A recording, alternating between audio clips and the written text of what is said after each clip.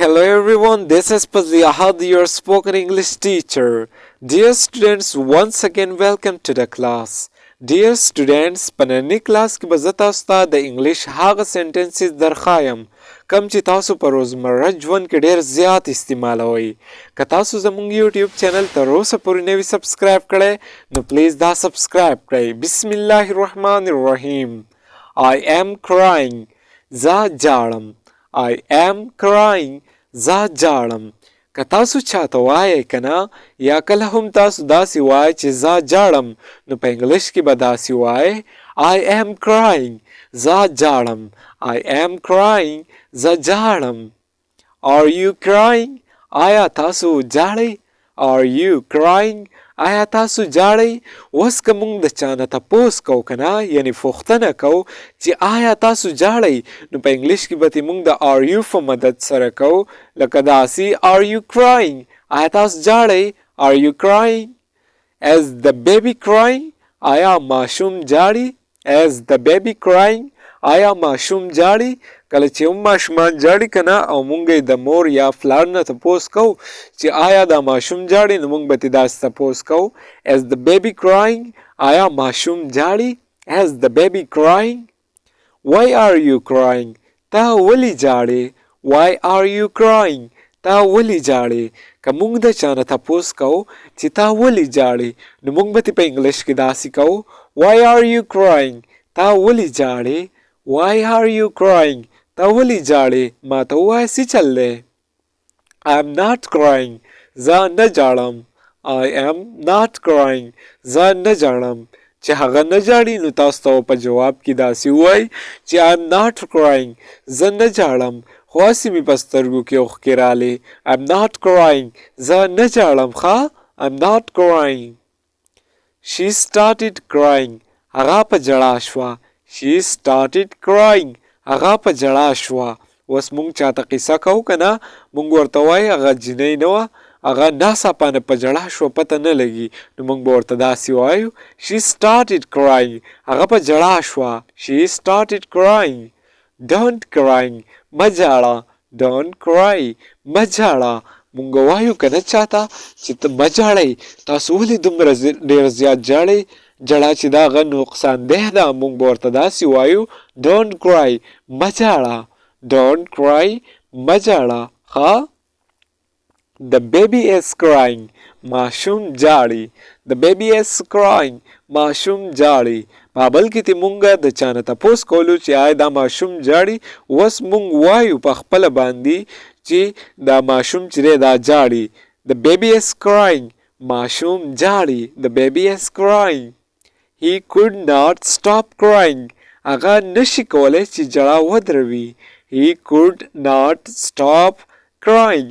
هغه نشي کولی چې ژړا ودروي یعنی هغه ډیر زیات جاړي او پته نه لګي چې څه چل دی نه غلی کېږي He could not stop crying. She was crying silently. هغې په خاموشه وژړل.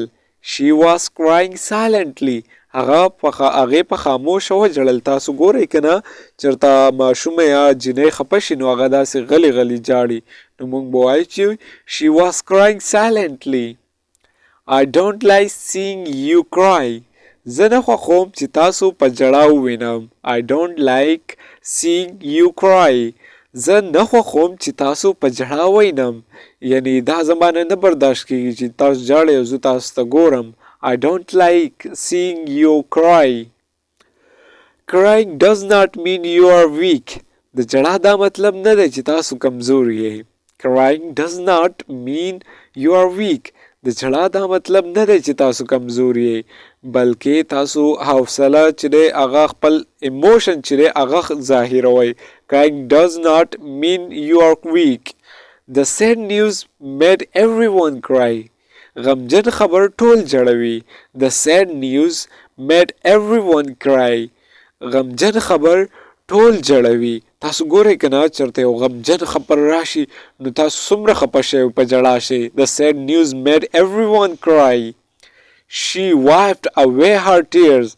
هغې خپلې اوښکې پاکې کړې. She wiped away her tears. هغې خپلې اوښکې پاکې کړې. tears وای اوښکو ته ښه. she wiped away her tears. هغې خپلې اوښکې پاکې کړلې. right. crying can be a relief sometime. کله کله جړا آرام ورکوي. crying can be a relief sometimes. کله کله جړا آرام ورکوي. کله چې هم د انسان د زړه ډیر زیات راډک شي کنه دی وجاړي نو دا ته لږ آرام میلاو شي. crying can be a relief sometimes. crying as a natural emotion. جړل یو قدرتی جذبات دي. crying as a natural emotion. جړل یو قدرتی جذبات دي. تاسو ګورئ کنه دا خو هر شی چې د قدرت د وجې نه کیږي. crying as a natural emotion. جړل یو قدرتی جذبات دي. don't be afraid to cry when you need to.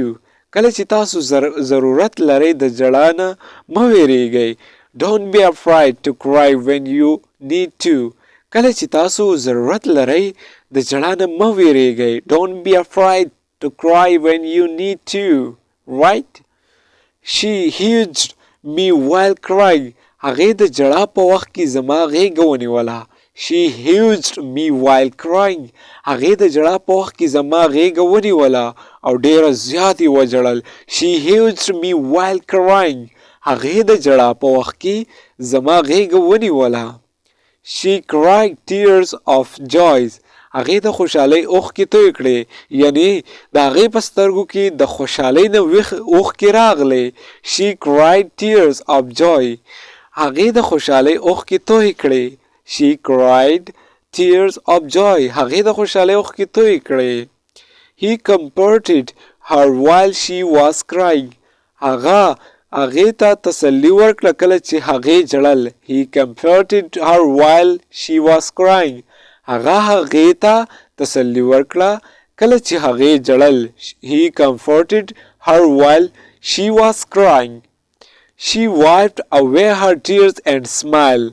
هغې خپلې اوښکې پاکې کړې او ویې خندل.